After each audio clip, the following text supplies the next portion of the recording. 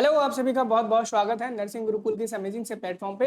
आज हम इस वीडियो में सॉल्व करने वाले हैं 2024 का फिजिक्स का पेपर।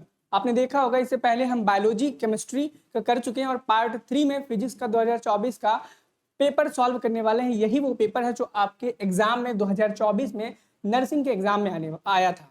ठीक है, इस वीडियो को वो बच्चे देख सकते हैं जो इस बार सीनेट का एग्जाम देने जा रहे हैं या फिर पैरामेडिकल का एंट्रेंस एग्जाम देने जा रहे हैं, वह सभी बच्चे देख सकते हैं। जिसने भी बायोलॉजी का या केमिस्ट्री का अपना पेपर नहीं देखा है पिछले साल वाला, डिस्क्रिप्शन बॉक्स में मैंने प्लेलिस्ट का लिंक डाल रखा है, आप वहां से उसको देख सकते हो।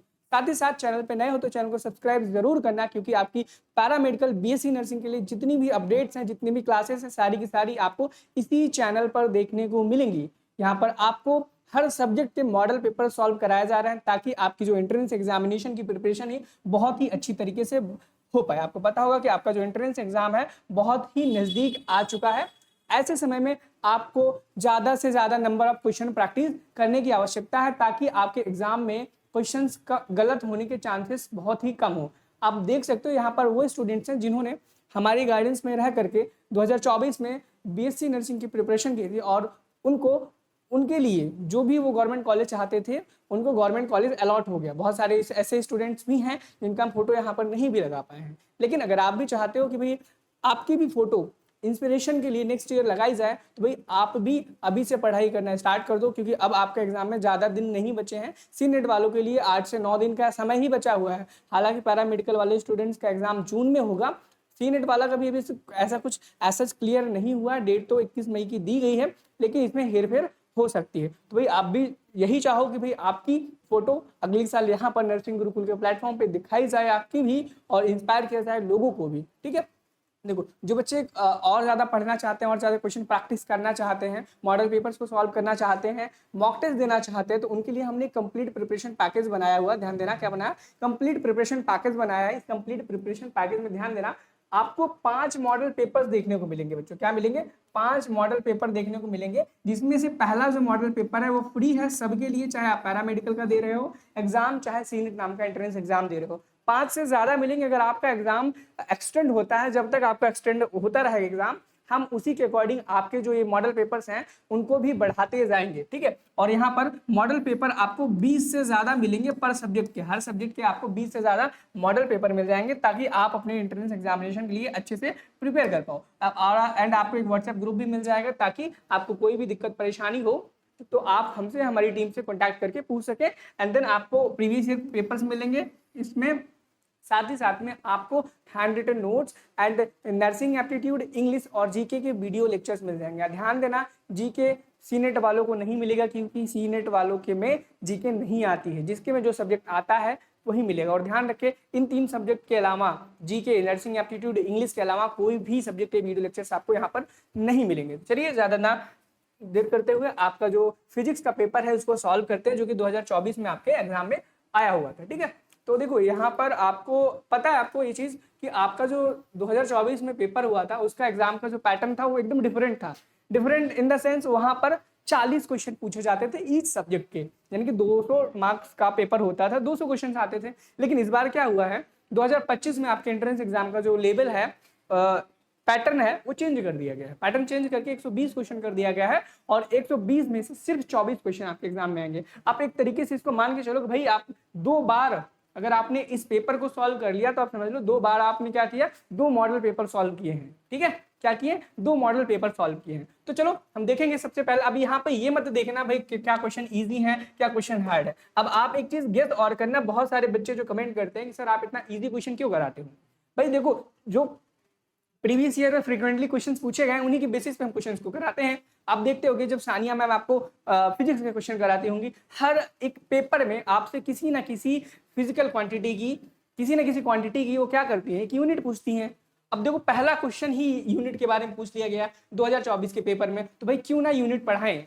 और देखो एक चीज और सिंपल सी बात बताता हूँ, फिजिक्स में 11th और 12th में बहुत सारे चैप्टर्स हैं, बहुत सारे चैप्टर्स हैं, और यूनिट्स एंड डायमेंशन से हमेशा 1 से 2 क्वेश्चन एग्जाम में आता है। अगर आप चाहते हो तो यूनिट एंड डायमेंशन की हम एक एक्स्ट्रा से क्लास लेकर के यूट्यूब पे डाल दें, तो कमेंट सेक्शन में बता देना भैया हाँ वेक्टर वेक्टर चाहो तो वेक्टर, यूनिट डायमेंशन की अगर आप एक क्लास चाहते हो तो बता देना, हम क्लास डाल देंगे। जिस भी टॉपिक आपको हार्ड लगता है कि भाई ये चैप्टर बहुत हार्ड लगता है, आप कमेंट सेक्शन करना, जिस पर सबसे ज्यादा क्या होंगे कमेंट होंगे जिस टॉपिक के लिए, उस टॉपिक का वीडियो हम जल्दी से जल्दी बनाने की कोशिश करेंगे। तो सबसे पहले देखो SI unit of the temperature पूछा गया है, यानी कि तापमान की इकाई क्या होती है। तो भाई सबको पता है कि भाई इसकी जो यूनिट है केल्विन होती है।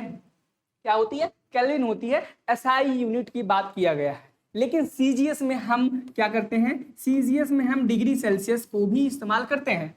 क्या करते हैं? सेल्सियस को भी हम इस्तेमाल करते हैं। एक चीज याद रखना बच्चों, क्या आपसे एक रिलेशन पूछा जा सकता है एग्जाम में कि अगर आपको डिग्री सेल्सियस को केल्विन के अंदर कन्वर्ट करना है तब आप कैसे करोगे, क्या करोगे, तब आप कैसे कन्वर्ट करोगे। और यह रिलेशन बहुत ही ज्यादा इंपॉर्टेंट है आपके एग्जाम के लिए, क्योंकि ये जो रिलेशन है आपके एग्जाम में नेक्स्ट टाइम पूछे जाने की जो प्रोबेबिलिटी बहुत ज्यादा है। बहुत ही इंपॉर्टेंट, बहुत ही अच्छा क्वेश्चन है।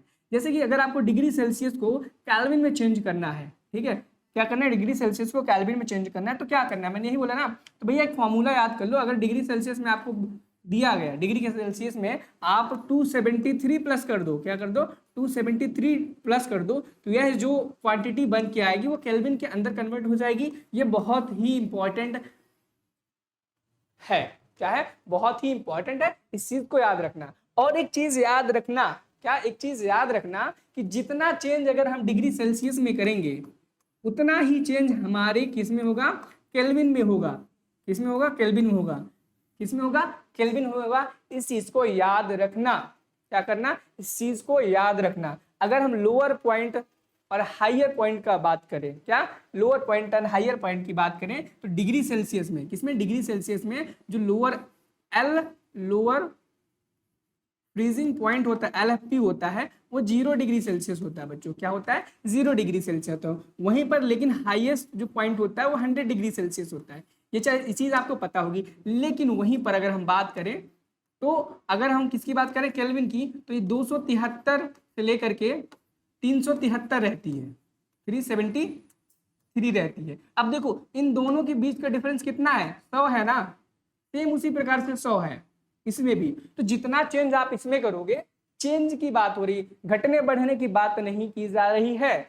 जितना चेंज इसमें होगा उतना ही चेंज इक्विवेलेंट उसमें केल्विन में भी होगा। और यह क्वेश्चन जो था ये यूनिट एंड डायमेंशन वाले चैप्टर से था, लेकिन मैंने यहाँ पर ये जो चीज बताई है वो किस चैप्टर से, थर्मल प्रॉपर्टीज ऑफ मैटर वाले चैप्टर से, वहां से क्वेश्चन ऐसे उठ करके आ सकता है। अब देखो एक क्वेश्चन से मैंने 2 तरीके के क्वेश्चन आपको बता डाले, और यह क्वेश्चन भी आपके थर्मल प्रॉपर्टीज ऑफ मैटर से रिलेट करता है। किससे करता है? थर्मल प्रॉपर्टीज ऑफ मैटर से रिलेट करता है। नेक्स्ट चैप्टर पे हम मूव करेंगे एंड देखेंगे नेक्स्ट क्वेश्चन, नेक्स्ट चैप्टर पे नहीं, नेक्स्ट क्वेश्चन पे मूव करेंगे भाई, नेक्स्ट क्वेश्चन पे, ठीक है।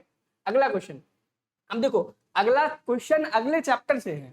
अगला चैप्टर आपको मिलता है वेक्टर, है ना। वेक्टर ऐसा कोई चैप्टर तो नहीं बोला जाता, मोशन वाले चैप्टर में इंक्लूड करके पढ़ा दिया जाता है। लेकिन मोशन वह एक टॉपिक है, आप बोल सकते हो, जो एग्जाम में आपसे बहुत ज्यादा पूछा जाता है। हर एग्जाम में, चाहे आप पैरामेडिकल, नीट, सीनेट, कोई भी एग्जाम दे दो, एम्स का भी दे डालोगे ना, उसमें भी आपसे वेक्टर की जरूर पूछेगा। तो देखो थोड़ा सा अगर हम डिफाइन करें वेक्टर क्या होता है, स्केलर क्या होता है, तो देखो वेक्टर क्वांटिटी वो होती है जिसमें मैग्नीट्यूड और डायरेक्शन दोनों होती है। क्या होती है? वेक्टर वो क्वांटिटी होती है जिसके अंदर मैग्नीट्यूड एंड डायरेक्शन दोनों होती है। लेकिन स्केलर क्वांटिटी की अगर हम बात करेंगे तो स्केलर क्वांटिटी वो क्वांटिटी होती है जिसमें सिर्फ एक मैग्नीट्यूड होता है, कोई भी डायरेक्शन नहीं होती है। तो अदिश और दिश राशि बोलते हैं। अदिश राशि को हम स्केलर क्वांटिटी बोलते हैं और दिश राशि को हम क्या बोलते हैं, वेक्टर क्वांटिटी। अब यहाँ से पूछा गया है कि ऐसी कौन सी यहाँ पर क्वांटिटी है जो स्केलर क्वांटिटी है। अब स्केलर में क्या होता है, ओनली मैग्नीट्यूड होता है। मैंने बताया है ओनली क्या होता है बच्चों,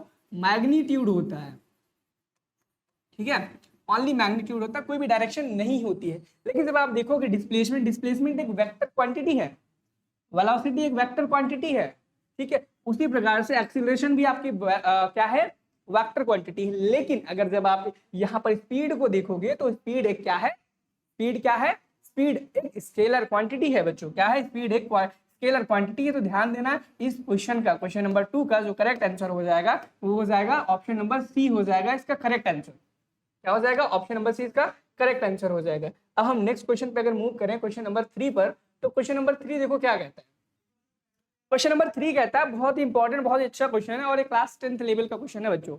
ऐसे आप इसे फिजिक्स का मानो ही मत, ये क्लास 10th का क्वेश्चन है मैथमेटिक्स का, आप इसे एज्यूम कर सकते हैं 9th का 10th में, जहाँ पे आप स्क्वायर वॉल्यूम ये सब पढ़ाए जाते हैं। ठीक है, अब क्वेश्चन कहता है the length of A sheet is 4 centimetre, यानी कि एक शीट है, शीट मतलब एक पेज है, आप मान के चलो पन्ना है। ठीक है, अब एक मान लो हमने एक पन्ना बनाया, क्या किया, पन्ना यानी कि पेज यार। ठीक है, पेज, ये थोड़ा सा शेप में नहीं है, देख लेना, मुड़ा हुआ पन्ना, मुड़ा हुआ पन्ना, मुड़ा हुआ पन्ना। इन्होंने बोला कि एक शीट है जिसकी जो लेंथ है वो 4 मीटर है। ठीक है, क्या है लेंथ है, 4 सेंटीमीटर है, सॉरी 4 सेंटीमीटर है। एंड उसकी जो विड्थ है, क्या है, विड्थ है वो 5 सेंटीमीटर है। हमने जो विड्थ बनाई है वो 5 सेंटीमीटर बनाई है। And the thickness is 3 centimetre, यानी कि इसकी जो मोटाई है बच्चों, क्या इसकी जो मोटाई है वो 3 सेंटीमीटर, काफी बहुत मोटा पेन पेज था यार, मतलब लगता है बुक का कवर वगैरह था, पट्टा एकदम जिसे बोलते हैं ना हम लोग अपना लैंग्वेज में, मोटा वाला, एकदम मोटा वाला कागज, बुक का कवर वो है लगता है। ये क्या हो रहा है, हाँ इसको बना देते थोड़ा सा तो देखने में थोड़ा अच्छा लगेगा, थोड़ा रंग बिरंगा। फिजिक्स में लोगों को लगता है डायग्राम नहीं होते, ये लोग बढ़िया सा डायग्राम बनाते हैं। कवर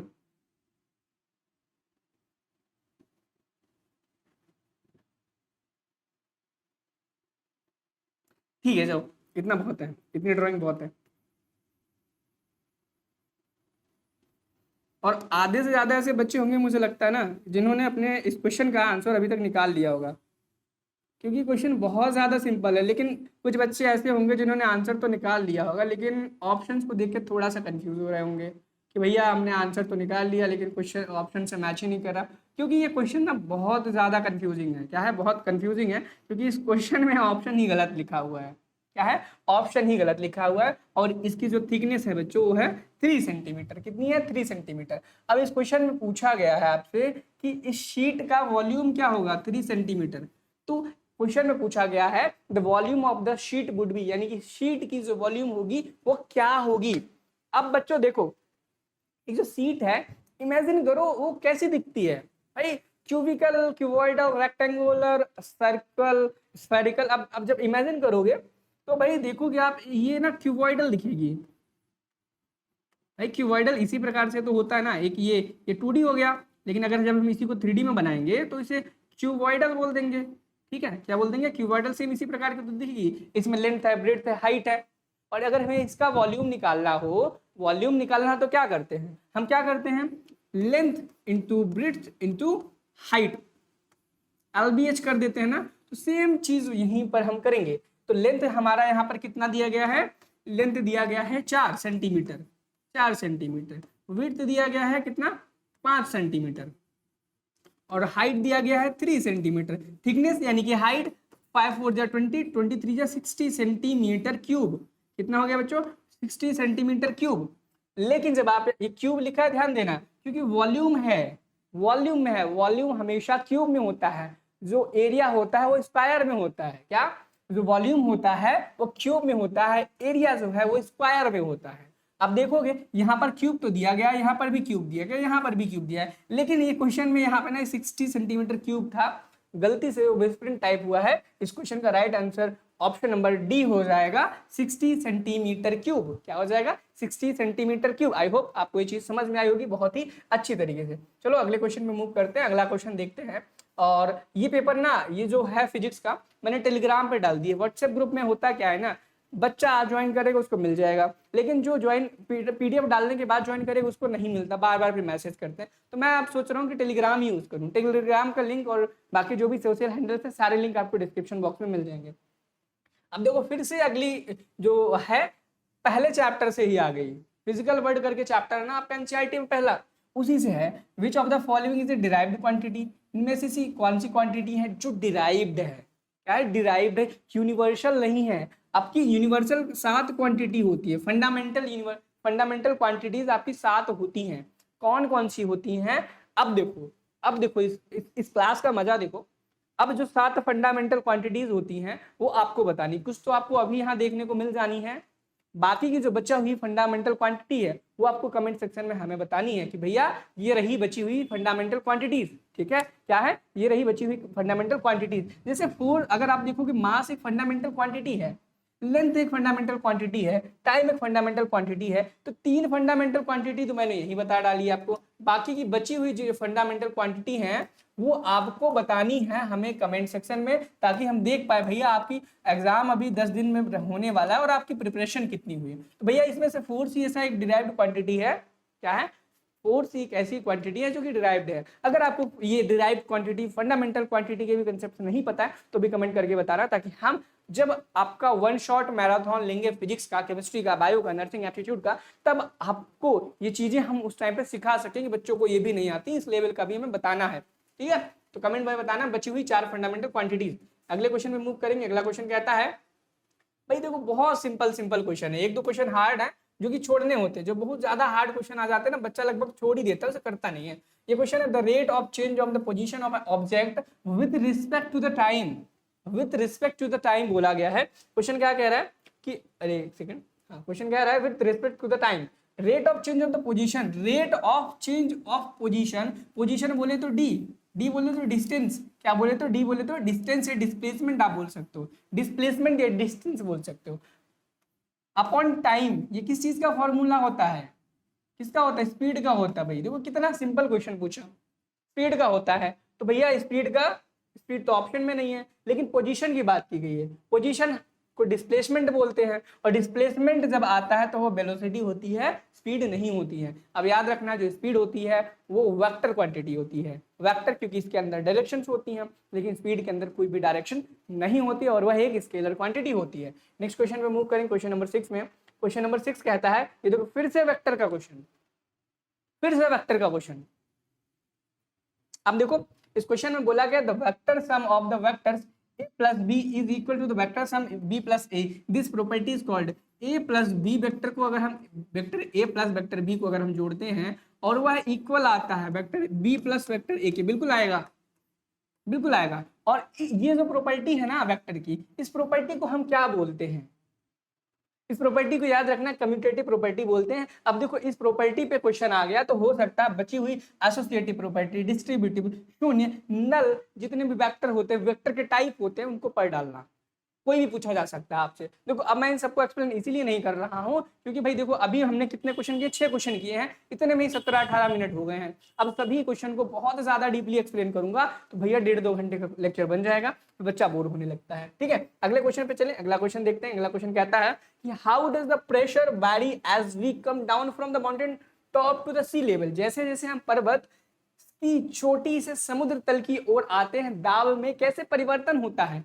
यानी कि अगर हम किसी माउंटेन से जब नीचे आते हैं तो प्रेशर क्या होता है, क्या वो इंक्रीज होता है, डिक्रीज होता है, ये कांस्टेंट रहता है। जब कभी आप एरोप्लेन में सफर किए हो, मे भी हो सकता है आप में से कुछ बच्चों ने किया हो, जब आप या फिर नहीं भी किया होगा तो आप इमेजिन करो अगर आपने एरोप्लेन वाली मूवीज देखी होंगी, तो जब एरोप्लेन ऊपर जाता है तो वहां पे एक अनाउंसमेंट भी की जाती है कि हो सकता है कि एयर प्रेशर के कारण हम जैसे जैसे ऊपर जाते हैं, वहां बोला जाता है कि एयर प्रेशर के कारण दाब में कमी आ सकती है। यानी कि हम हाइट की जैसे जैसे ऊपर जाएंगे तो प्रेशर में कमी आ सकती है, जिसकी वजह से आपको सांस लेने में दिक्कत हो सकती है। अगर आपको सांस लेने में दिक्कत हो तो ऐसा इशारा करके बताएंगे, ऊपर एक बटन होगी, उसको दबाएंगे तो आपका एक ऑक्सीजन मास्क टपक जाएगा नीचे, आप उसे लगा सकते हो, जिसकी वजह से आपको थोड़ी सी वॉमिटिंग या फिर थोड़ा सा नॉइजीनेस आ सकता है, आलसीपन, समथिंग, बहुत दिमाग डिस्टर्ब होना, नोजिया जिसे बोलते हैं, इस टाइप की चीजें आपके हो सकती हैं। तो भाई जितना हम ऊपर जाते हैं उतना हमारा प्रेशर घटता है, लेकिन जैसे जैसे हम नीचे आएंगे हमारा प्रेशर बढ़ता जाएगा। क्या करेगा? प्रेशर बढ़ता जाएगा। तो भैया जैसे जैसे हम ऊपर से नीचे आएंगे प्रेशर हमारा इंक्रीज करेगा, डिक्रीज नहीं करेगा। अगला क्वेश्चन देखेंगे। अगला क्वेश्चन भी महासरल महासरल महासरल। ये क्वेश्चन कहता है एज अ वॉल फॉल्स, जैसे जैसे एक वॉल गिरती है टूवर्ड द ग्राउंड, जैसे जैसे एक वॉल ऊपर से जमीन की तरफ गिरती है, द वेलोसिटी, तो जो वेलोसिटी है वो क्या होती है? भैया ये पेन है, मैंने इसको यहाँ छोड़ा, यहाँ रुक गया, ठीक है, छोड़ा, ऐसे गिरा गिरा गिरा स्पीड से, ठीक है, तो क्या होता है? स्पीड ऊपर से नीचे छोड़ने पे बढ़ती है ना, वेलोसिटी ऊपर से नीचे आने पे बढ़ती है। वही क्वेश्चन पूछा गया, बढ़ती है घटती है, भाई वही क्या इंक्रीज करती है ना, इंक्रीज। इतना सरल क्वेश्चन आया था, आप देख लो। और आप देखोगे यूट्यूब पे जो टीचर्स सीनेट के लिए पढ़ा रहे हैं कितने अच्छे क्वेश्चंस कराते हैं, भाई क्या क्या लेवल के क्वेश्चन करा डालते हैं। ऐसे तो भाई सीनेट में तो आता ही नहीं है, इस बार आ जाए अलग बात है, उनकी बहुत अच्छी बात होगी, हम देखो अपने जो बैचेस हैं, हमने कंप्लीट प्रिपरेशन बैच पैकेज निकाला है, उसमें हर टाइप के क्वेश्चन है, इजी, मॉडरेट, हार्ड है, सभी टाइप के हैं, और सभी टाइप के क्वेश्चन हम यहाँ पे आपको करा भी रहे हैं, ठीक है, इजी भी करा रहे हैं। अगला क्वेश्चन कहता है the Newton's first law is also known as, यानी कि जो न्यूटन का पहला लॉ है उसको हम क्या बोलते हैं? तो भैया सबको पता होगा लॉ ऑफ इनर्शिया। और लॉ ऑफ इनर्शिया क्या कहता है? कोई भी ऑब्जेक्ट तब तक वो मोशन नहीं करेगी जब तक हम उसको एक एक्सटर्नल फोर्स अप्लाई नहीं करेंगे, वह जिस स्टेट में है उस स्टेट में रहना पसंद करेगी। अगर कोई एक ऑब्जेक्ट है रेस्ट पोजीशन में है तो हमेशा रेस्ट पोजीशन में ही रहना पसंद करेगी, लेकिन अगर कोई भी एक ऑब्जेक्ट मूविंग कंडीशन में है तो वह हमेशा मूविंग कंडीशन में ही रहना पसंद करेगी। क्यों? Until unless external force is applied, तब तक जब तक कि उसके ऊपर एक बाहरी बल यानी कि एक बाहरी फोर्स ना लगाया जाए, ठीक है, तब तक वह उसी स्टेट में रहना चाहेगा। Law of momentum second law को कहा जाता है, जिसमें हम क्या बोलते हैं, क्या बोलते हैं rate of change of momentum per unit time को हम बोलते हैं, ये सेकंड लॉ को बोलते हैं, क्या बोलते हैं? सेकंड लॉ को बोलते हैं law of momentum. Law of forces ऐसा कुछ है नहीं है, zero, law of zero Newton साहब ने ऐसा कुछ दिया नहीं था। एंड थर्ड लॉ तो हर बच्चे के जुबान पे रहता है कि action reaction force equal and opposite forces, ठीक है, ये चीज तो भैया आपको पता होगी, जो नॉन साइंस वाले उनको भी पता रहता है। अगला क्वेश्चन इंपॉर्टेंट है कि wind and waves are used by the turbines to convert, यानी कि जो टरबाइनों द्वारा पवन और तरंगों का उपयोग किसे बदलने के लिए किया जाता है, यानी कि जो तेज हवाएं और जो वेव्स होती हैं, लहरें होती हैं, उनको हम इस्तेमाल करते हैं टरबाइन में किस चीज के कारण, किस चीज को कन्वर्ट करने के लिए? भैया याद रखना, टरबाइन्स को में वेव्स को हम घुमा घुमा करके कन्वर्ट करते हैं, काइनेटिक एनर्जी को हम इलेक्ट्रिकल एनर्जी में कन्वर्ट करते हैं। जो विंड मिल होती है उसमें जो जब तेज हवाएं चलती हैं विंड मिल में, जो उसके ब्लेड्स होती हैं फ्लटर करती हैं, ऐसे घूमती हैं गोल गोल, जिसके कारण उस काइनेटिक एनर्जी को हम मैकेनिकल एनर्जी में कन्वर्ट करते हैं। मैकेनिकल एनर्जी डायरेक्ट, हम ऐसे डायरेक्टली बोलते हैं kinetic energy directly electrical energy में कन्वर्ट होगी। कैसे हुई? Kinetic energy directly electrical energy में कन्वर्ट होगी। आपके एग्जाम में ऐसा ही आएगा, अगर आएगा तो इससे बाहर नहीं आएगा, ठीक है। अगला क्वेश्चन है व्हेन अ स्प्रिंग और अ rubber band is released it's converts potential energy into, यानी कि अगर एक आप रबर बैंड या फिर क्या लेते हो, स्प्रिंग लेते हो और उसको खींचते हो और छोड़ देते हो, तो वह अपनी क्या करेगी, भूल गया मैं तो, it convert potential energy into, वह पोटेंशियल एनर्जी को किस चीज में कन्वर्ट करेगी? अगर आप किसी चीज को ऐसे खींच रहे हो, कोई रबड़ है, कोई स्प्रिंग है, तो उसके अंदर पोटेंशियल एनर्जी स्टोर थी, लेकिन जब आप उसे रिलीज करोगे तो वह किस एनर्जी में कन्वर्ट हो जाएगी? अब देखो, अगर कोई रबड़ बैंड है, अगर है यहाँ पे लगा हुआ, और अगर आप उसे खींचते हैं, खींचेंगे ना, वहां पे रुकी रहेगी, उसके अंदर पोटेंशियल एनर्जी है, लेकिन जैसे ही आप उसे छोड़ोगे पीछे जाएगी, तो पीछे जाने से क्या होगा? मोशन क्रिएट होगा, और मोशन के कारण जो भी एनर्जी क्रिएट होती है, motion due to energy due to the motion, उसे हम क्या बोलते हैं? उसे हम बोलते हैं काइनेटिक एनर्जी बोलते हैं, ठीक है। Energy due to the motion, उसे हम क्या बोलते हैं? काइनेटिक एनर्जी बोलते हैं। और हाइट की वजह से जो होती है उसे हम पोटेंशियल एनर्जी बोलते हैं। अगला क्वेश्चन है when torque acting on a system is zero which of the following will be constant, जब एक क्या है, बॉडी पर टॉर्क जीरो होता है, तब उस बॉडी पर कौन सी चीज जीरो हो जाती है? क्या उसमें फोर्स जीरो होता है, इंपल्स जीरो होता है, एंगुलर मोमेंटम होता है, लीनियर मोमेंटम होता है, फोर्स होता है? ये क्वेश्चन इंपॉर्टेंट है, बहुत ज्यादा ऐसे क्वेश्चन आपके एग्जाम में पूछे जाते हैं, और इस क्वेश्चन का आंसर आपको बताना है। क्योंकि देखो, ये क्वेश्चन मैं आपको पता है कि जब भी मैं क्वेश्चन कराता हूं, एक क्वेश्चन आपको होमवर्क में देता हूं, तो ये वही क्वेश्चन है जो आपको होमवर्क में है। इस क्वेश्चन को चाहे गूगल करना है, चाहे कहीं से भी देखना है, किताब से देखना है, आंसर से देखना है, क्योंकि जब आप खुद से उस चीज को करोगे, ढूंढ के करोगे, तो आपके सबकॉन्शियस माइंड में जाएगी और हमेशा के लिए परमानेंटली स्टोर हो जाएगी। अगला क्वेश्चन कहता है the effect between layers of a fluid flowing fluid is known as, यानी कि प्रवाहमान तरल की परतों के बीच प्रभाव, इस प्रभाव को क्या कहते हैं? यानी कि अगर एक नदी में लिक्विड फ्लो कर रहा है, पानी फ्लो कर रहा है, तो इस फ्लो हो रहा है, उस इफेक्ट को हम क्या बोलेंगे? क्या वो विस्कोसिटी होगी, क्या वो फ्रिक्शन होगा, क्या वो ग्रेविटी होगी, क्या वो सरफेस टेंशन होगा? तो भाई इस चीज को हम क्या बोलते हैं?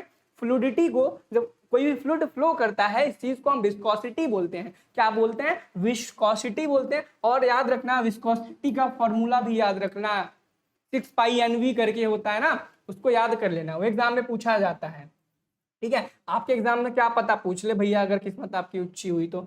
अगला क्वेश्चन है, ये इंपॉर्टेंट है बहुत बहुत बहुत बहुत बहुत बहुत। The oscillations in which amplitude decreases speedly with time are called, यानी कि वे दोलन जिनकी आयाम समय के साथ धीरे धीरे घटती है, जिसमें एम्पलीट्यूड टाइम के अकॉर्डिंग घटती है, उसको हम क्या बोलते हैं भैया? डैम्प्ड ऑसिलेशन बोलते हैं, डैम्प्ड ऑसिलेशन बोलते हैं। और आपको पता होगा कि डैम्प्ड ऑसिलेशन हमारे लिए कोई यूजफुल वेव ऑसिलेशन नहीं होता है।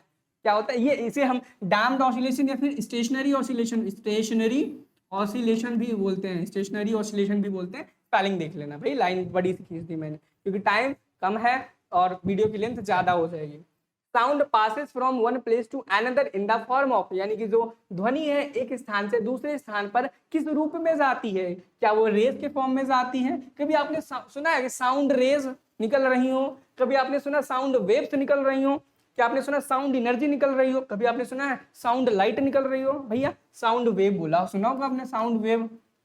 साउंड एक प्रकार का वेव है, और कैसा वेव है? मैकेनिकल वेव है, मैकेनिकल वेव है। मैकेनिकल वेव को हमेशा याद रखना, मीडियम की रिक्वायरमेंट होती है मूवमेंट के लिए, एक जगह से दूसरी जगह ट्रैवल करने के लिए। अगर मीडियम में अगर मीडियम नहीं होगा तो कोई भी साउंड वेव्स ट्रैवल नहीं कर पाएंगी, क्योंकि एक मैकेनिकल वेव है और मैकेनिकल वेव को ट्रैवल करने के लिए मीडियम की आवश्यकता होती है। ये मैं इसलिए बता रहा हूँ क्योंकि अभी थोड़े टाइम में पता चलेगा, क्वेश्चन आपको साउंड वाले से फिर मिलेगा।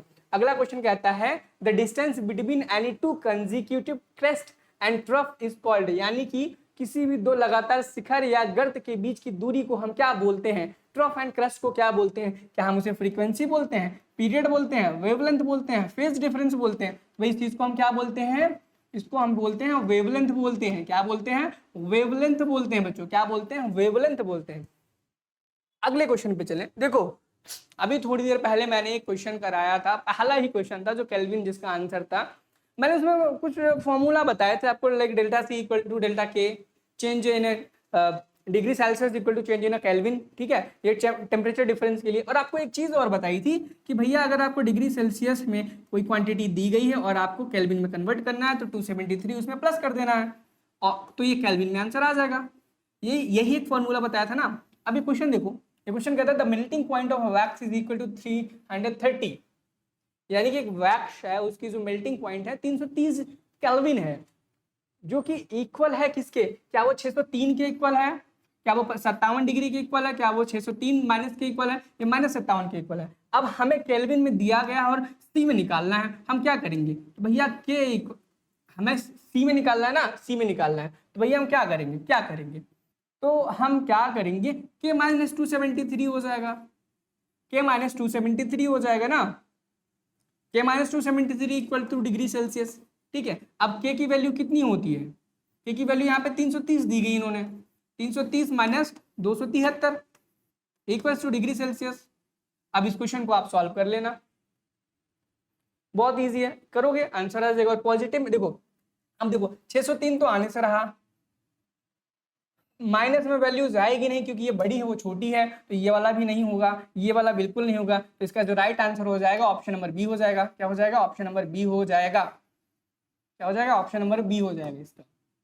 50, अरे यार ये क्या होगा, 57 डिग्री सेल्सियस। कितना हो जाएगा? 57 डिग्री सेल्सियस हो जाएगा इस क्वेश्चन का आंसर। ठीक है, अगला क्वेश्चन देखते हैं कि भैया अगला क्वेश्चन कहता है the blue colour of the sky is due to, यानी कि आसमान का जो नीला रंग है किसके कारण होता है? तो भैया वह क्या वो डिफ्रैक्शन स्कैटरिंग की वजह से होता है। किसकी वजह से होता है? स्कैटरिंग की वजह से होता है, स्कैटरिंग की वजह से। अगला क्वेश्चन कहता है the point at which all rays convert is termed as, यानी कि ऐसा पॉइंट जहां पर सारी रेज कन्वर्ज होती है, एक जगह पर आकर के मिलती हैं, उसको हम क्या बोलते हैं? और ये चैप्टर रे ऑप्टिक्स से है। कहाँ से? रे ऑप्टिक्स से, और क्लास 10th लेवल का क्वेश्चन है यार। क्या उसे कन्वर्जिंग पॉइंट बोलेंगे, फोकल पॉइंट बोलेंगे, रियल सेंटर बोलेंगे, कन्वर्जिंग सेंटर बोलेंगे? अब देखो बच्चे क्या करेंगे, कन्वर्जिंग पॉइंट लिखा है और कन्वर्ज हो रही है तो कन्वर्जिंग टिक मार देंगे, लेकिन ऐसा नहीं है। अब ध्यान देना कि भैया जो रेस एक जगह पे कन्वर्ज बोलती है उसे हम फोकल सेंटर बोलते हैं, फोकल सेंटर बोलते हैं। जब अगर मान लो कोई कॉन्वेक्स एक लेंस लेते हैं यहाँ पर, और जितनी भी रेज है चाहे कहीं से भी आ रही हूँ, कन्वर्ट होकर के इस जगह पे जाती हैं, प्रिंसिपल एक्सिस को पास होकर के, इस पॉइंट को हम कन्वर्जिंग पॉइंट नहीं बोलते हैं, इस पॉइंट को हम क्या बोलते हैं, फोकल पॉइंट बोलते हैं, फोकल पॉइंट बोलते हैं, ठीक है। और हम किसी लेंस की, किसी मिरर की फोकल पॉइंट को भी निकालने के लिए, फोकल लेंथ निकालने के लिए एग्जाम में क्वेश्चन भी आता है, जिसका फॉर्मूला आपको पता होगा भाई, वही वाला 1/b - 1/u = 1/f करके ऐसा करके होता है ना, वही वाला। उसी हिसाब से एग्जाम में भी क्वेश्चन पूछे जाने की चांसेस है जब ऐसा क्वेश्चन पूछ लिया। कहीं अब क्या पता अगली बार फोकल लेंथ ही पूछ ले, हो सकता है ना। अगला क्वेश्चन है Boyle's law hold for ideal gases. ये क्वेश्चन महा इंपॉर्टेंट है, लाइक ये थर्मोडायनेमिक का क्वेश्चन नहीं है, ये केटीजी का क्वेश्चन है, काइनेटिक थ्योरी ऑफ गैसेस का क्वेश्चन है। तो देखो अब आपसे बोला गया बॉयल्स लॉ किस चीज के लिए वैलिड है, अब याद कर लो। देखो बॉयल्स लॉ जो होता है ना, बॉयल्स लॉ टेम्परेचर के लिए होता है, और जो चार्ल्स लॉ होता है वो प्रेशर के लिए होता है।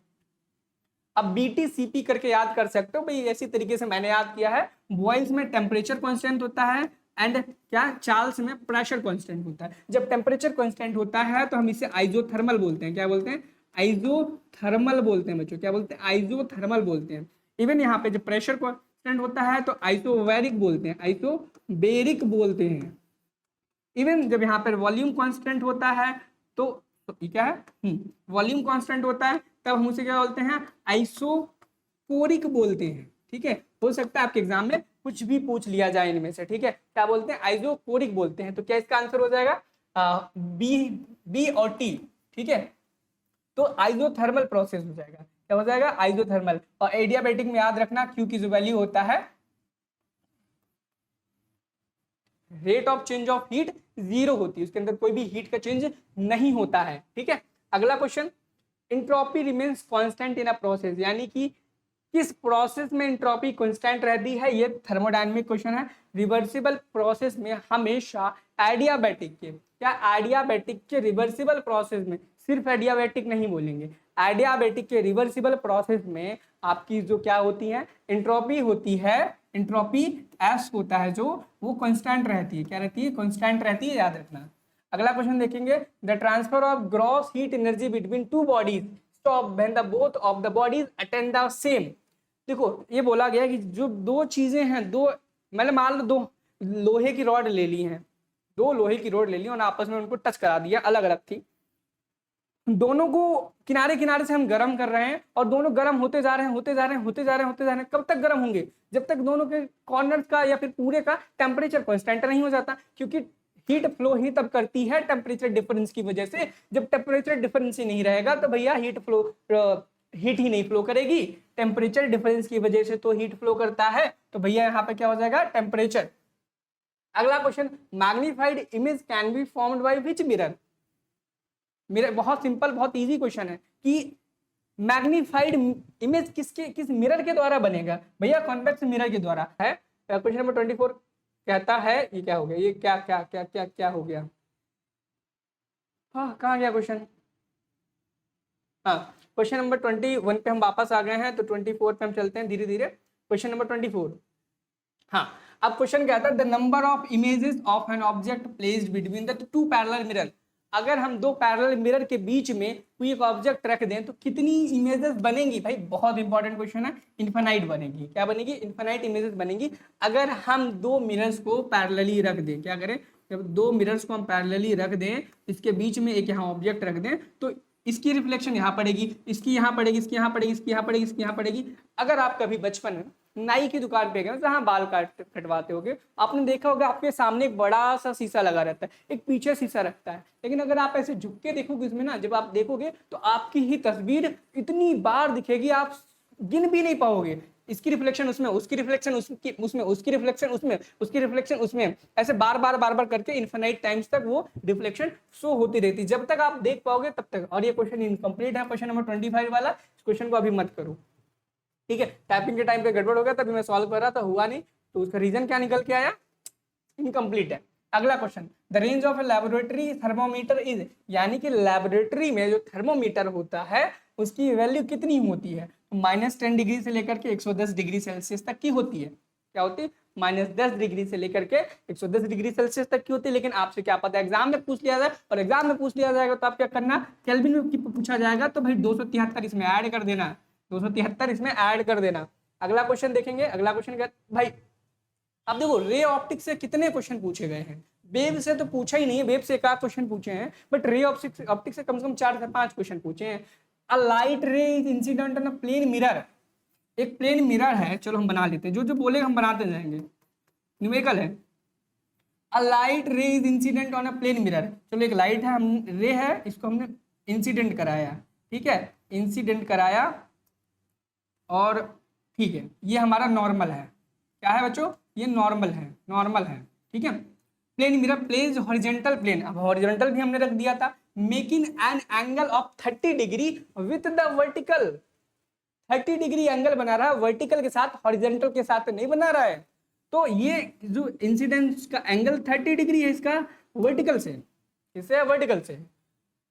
The angle between the reflected ray and the normal is, यानी कि जो रिफ्लेक्टेड रे है ये रिफ्लेक्शन की रे है, और इस नॉर्मल के बीच में कितनी कितनी कितनी कितनी कितनी कितनी क्या एंगल बनाएगा, तो भैया angle I equals to angle R, ये आपने बचपन से पढ़ा होगा। तो भैया 30 डिग्री ये है तो 30 डिग्री ये है, तो ये भी 30 डिग्री हो जाएगा। लेकिन ध्यान रखना, अगर आपसे एग्जाम में यही पूछ लिया जाता, नॉर्मल की जगह हॉरिजॉन्टल बोल दिया जाता, तब ये तो 30 होता, लेकिन ये वाला 60 हो जाता, ये वाला 60 हो जाता। याद रखना, अगर यहाँ पर हॉरिजॉन्टल बोल देता तो क्या बोलता, हॉरिजॉन्टल बोल देता तो 60 हो जाता। अगले क्वेश्चन पे मूव करेंगे। अगला क्वेश्चन कहते हैं the pitch of A sound is determined, यानी कि साउंड की जो पिच होती है वह किससे डिटरमाइंड की जाती है, तो याद रखना फ्रीक्वेंसी से उसकी पिच को हम डिसाइड करते हैं, किससे करते हैं, फ्रीक्वेंसी से। अगला क्वेश्चन है the electric bell works on the principle of, विद्युत घंटी किस सिद्धांत पर कार्य करती है। आपके घर में अगर डोरबेल लगी होगी तो उसी के बारे में क्वेश्चन बोला गया है कि जो डोरबेल है आपकी वो किस प्रिंसिपल पर वर्क करती है। तो याद रखना आपकी जो डोरबेल है वो वर्क करती है मैग्नेटिक इफेक्ट ऑफ इलेक्ट्रिसिटी पर, किस पर, magnetic effect of electric current या इलेक्ट्रिसिटी बोल लो, उस पर वर्क करती है। क्वेश्चन नंबर 30 पे चलेंगे। क्वेश्चन नंबर 30 कहता है which is use to measure the speed of a car, इनमें से ऐसा कौन सा डिवाइस है जो कि स्पीड ऑफ कार मीटर करने में इस्तेमाल किया जाता है। तो स्पीडोमीटर से स्पीड मापते हैं, एम्पियर से क्या करते हैं, करंट मापते हैं, गैल्वेनोमीटर से क्या मापते हैं ये आपको बताना है हमें, गैल्वेनोमीटर से हमें क्या मापते हैं बताना, भाई वोल्टेज मापते हैं, ठीक है। चलो अगला क्वेश्चन। अगला क्वेश्चन 31 कहता है which of the following is an example of 1D motion. इस क्वेश्चन में कहा गया है कि इस क्वेश्चन में 1D मोशन का एग्जाम्पल क्या है बच्चों, क्या 1D मोशन का क्या एग्जाम्पल है। तो लैंडिंग ऑफ एन एयरक्राफ्ट, एक विमान का उतरना, भैया देखो उतर रहा है नीचे तो भाई हाइट भी डिक्रीज हो रही है और यहाँ से डिस्टेंस भी ट्रेवल कर रहा है, तो दो डायरेक्शन हो रही ना, ऊपर से भी आ रहा है नीचे, ऐसे विड्थ भी कम हो रही है, हाइट भी कम हो रही है और डिस्टेंस भी ट्रेवल कर रही है, तो 2D मोशन, 3D मोशन हो गया, ठीक है, 3D 2D जो भी बोलो 3D। Earth revolving around the sun, पृथ्वी का सूर्य के चारों ओर घूमना, भैया तो पक्का 3D है, पता ही है सबको। Motion of wheels of moving train, यानी कि एक चलती हुई ट्रेन का पहिया घूमना, क्या वो 1D हो जाएगा, बिल्कुल नहीं, वो सर्कुलर मोशन है। तो भैया train running on a straight track, एक सीधी ट्रेन पटरी पर ट्रेन का चलना क्या हो जाएगा, क्या हो जाएगा, वो हो जाएगा 1 डायमेंशन का एग्जाम्पल हो जाएगा। 1 डायमेंशन का मतलब होता है कि भैया किसी भी दिशा को बिना बदले सीधी एक कतार में चलती रहे। क्या करे, देखो डिस्टेंस, देखो ऐसा नहीं है, देखो ऐसे जा रही ना, इसे भी 1D बोलेंगे, इसे भी हम 1D बोलेंगे, इसे भी हम 1D बोलेंगे। देखो यहां से अगर हम यहां तक अगर चल के आए हैं तो ऐसा नहीं बोल सकते हम 2D मोशन में गए हैं, ये 1D ही मोशन है, ये 1D मोशन ही है, क्या है, 1D ही मोशन है। लेकिन जब एक ऑब्जेक्ट 2 डायमेंशन में चल रहा होगा एक ही साथ, याद रखना एक ही साथ, कैसे कैसे मैं बताता हूं। अगर एक ऑब्जेक्ट है इस प्रकार से जा रहा है, लीनियर मोशन शो कर रहा है कि 2D कर रहा है, उसको आपको बताना है, क्या करना है, इसे आपको हमें बताना है। अगला क्वेश्चन कहता है मैक्सिमम इलास्टिसिटी इज इन, यानी कि अधिकतम प्रत्यास्था किस में होती है, सबसे ज्यादा इलास्टिसिटी किस चीज में होती है, क्या वो रबड़ में होती है, रबड़ को खींचोगे खींचेगी, बहुत खींचेगी, स्टील को खींचोगे खींचेगी, सिल्वर को खींचोगे खींचेगी, ग्लास को खींचोगे टूट जाएगा। स्टील में सबसे ज्यादा होती है, क्यों, क्योंकि इसका जो यंग मॉडुलस होता है वो सबसे ज्यादा होता है बच्चों, क्या होता है, यंग मॉडुलस सबसे ज्यादा होता है। ये सॉलिड वाले चैप्टर का है, मैकेनिकल प्रॉपर्टीज ऑफ सॉलिड्स करके चैप्टर है। और इसको जब देखो इलास्टिसिटी का मतलब ये नहीं होता कितना खिंच रहा है, डिफॉर्मिटी देखी जाती है कि कौन सा ऑब्जेक्ट या मटेरियल डिफॉर्म होने के बाद अपने ओरिजिनल शेप में वापस आ सके। ठीक है, तो सबसे ज्यादा डिफॉर्मिटी करने के बाद भी ये अपने ओरिजिनल शेप में आ जाता है, इसलिए सबसे ज्यादा मैक्सिमम इलास्टिसिटी इसकी होती है। ठीक है, अगला question, if the length of force length and if the unit of length if the unit of length and force is be increased 4 times then the unit of energy, energy का एक formula होता है बच्चों, force into length, क्या होता है, force into length एक formula होता है। इस क्वेश्चन में यूनिट टाइम्स है, शुरुआत में यूनिट टाइम्स है, यानी कि एक कोई भी चीज में एनर्जी मिल रही है, दे रहा है, उसमें 1 न्यूटन का फोर्स लग रहा है और एक ही मीटर का वायर है, जो कुछ भी है, तो उसमें जो एनर्जी मिलेगी तो एफ एल ही मिलेगी। क्या मिलेगी, एफ एल ही मिलेगी। लेकिन क्वेश्चन में कहा गया है हम उसकी एनर्जी को 4 टाइम्स क्या करें, हम उसकी डायमेंशन जो इसमें लेंथ दिया गया है एंड फोर्स दिया गया, उसको 4 गुना बढ़ा देते हैं, तो क्या हो जाएगा, तो भैया फोर्स की वैल्यू हो जाएगी, क्या हो जाएगी, 4F हो जाएगी एंड लेंथ की वैल्यू 4L हो जाएगी। अगर जब आप इसको सॉल्व करोगे तो 4 जा 16 FL हो जाएगी, 16 FL हो जाएगी, FL हो जाएगी। अब FL ये पुराना वाला था, E1 था, E2 हम निकाल रहे हैं ना, E2 निकाल रहे हैं, तो E2 को हम ऐसे भी लिख सकते हैं, E2 equals to 16 times of E1, 16 गुना ऑफ E1, क्या हो जाएगा, 16 टाइम्स इंक्रीज हो गया, इंक्रीज 16 टाइम्स। क्वेश्चन नंबर हम 34 पे चलेंगे। ये क्वेश्चन बहुत बड़ा है, इसे सॉल्व करना चलोगे तो देखो, इस क्वेश्चन में सबसे पहले इंपॉर्टेंट ये है कि पावर निकालना आना चाहिए। तो पावर के आपके पास I²R एक फॉर्मूला है, एक पावर का फॉर्मूला V²/R है, V रेटेड बाई आर। अब याद रखना, जब कभी भी आपसे रेटेड वोल्टेज दिया गया हो, रेटेड पावर दिया है, तो उस रेटेड वोल्टेज, उस रेटेड पावर को दिया होने से सिर्फ एक चीज के लिए दिया जाता है कि आप उससे रेजिस्टेंस निकाल सकते हो। क्या कर सकते हो बच्चों, रेजिस्टेंस निकाल सकते हो। क्या कर सकते हो, रेजिस्टेंस निकाल सकते हो। भैया आप क्या करना, रेजिस्टेंस निकालना, आपको यहाँ पर जो भी चीजें दी गई हैं उससे रेजिस्टेंस निकालना, जिस चीज का रेजिस्टेंस कम होगा वो ज्यादा चमकेगी। अब देखोगे यहाँ पर पावर, ठीक है, देखो रेजिस्टेंस क्या है, यहाँ पे जब देखोगे रेजिस्टेंस इन्वर्सली प्रोपोर्शनल है पावर के, क्या है, रेजिस्टेंस इन्वर्सली प्रोपोर्शनल है पावर के ना, P inversely proportional to 1/R है ना, 1/R है।